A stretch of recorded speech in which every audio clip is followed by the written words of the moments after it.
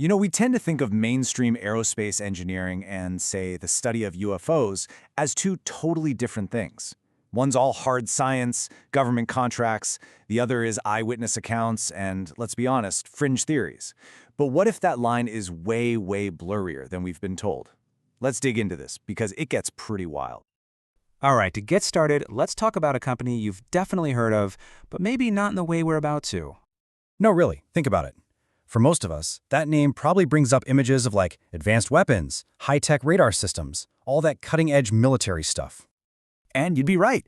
Raytheon is an absolute giant in the defense industry, a key player in huge national security projects. Their whole public image is built on solid, conventional, nuts-and-bolts defense work. But that's not the whole picture.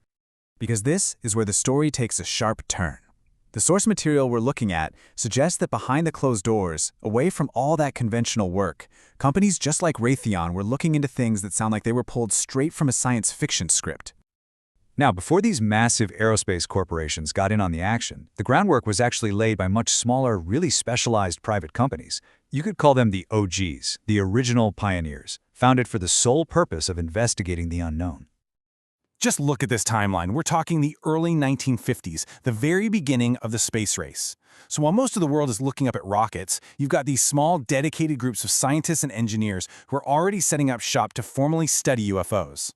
And these early labs, they had their own specialties. You had the OTC Corporation, which was all about the what and how, literally building the hardware to find and track these things, and even diving into stuff like psychic phenomena.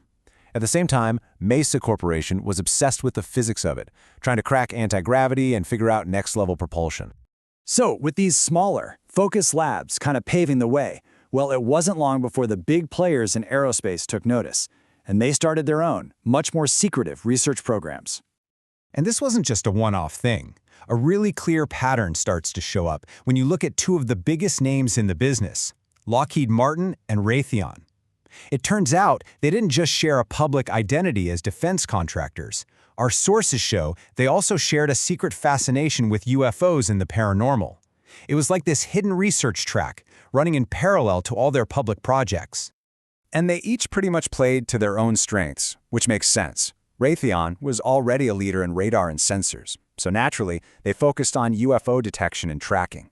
And Lockheed Martin, famous for building some of the most revolutionary aircraft ever, they zeroed in on advanced propulsion systems, basically trying to figure out how these things fly. And hey, this isn't just us guessing.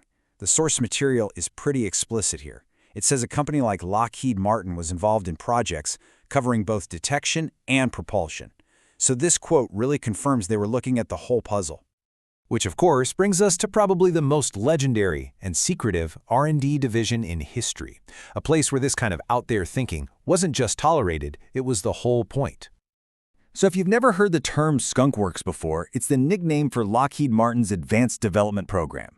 The name is basically synonymous with top-secret projects, game-changing technology, and working completely under the radar. I mean, if you were going to hide a program to study UFOs, this is exactly where you'd do it. Its whole structure was just perfect for this kind of work. It was started back in the 40s to build the future of aviation, but its secret nature meant it could have a dual mission. Publicly, yeah, it was creating spy planes and stealth fighters, but behind the scenes, it was putting brain power into the exact same UFO topics we've been talking about. Okay, so let's step back for a second. What does all this add up to? When you connect the dots from those little pioneer labs to the corporate giants, a pretty amazing picture starts to form. 5. Just let that number sink in. That's how many major corporations and dedicated labs we've just covered. All of them, according to our sources, poured serious time, serious money, and some of their best minds into researching UFOs. This was not some little side hobby. It was a serious, deeply secret corporate mission.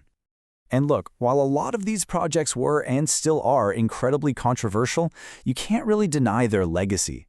The research that went on inside these secret labs, whether it found all the answers or not, has absolutely shaped the conversation and continues to influence how we approach these huge mysteries.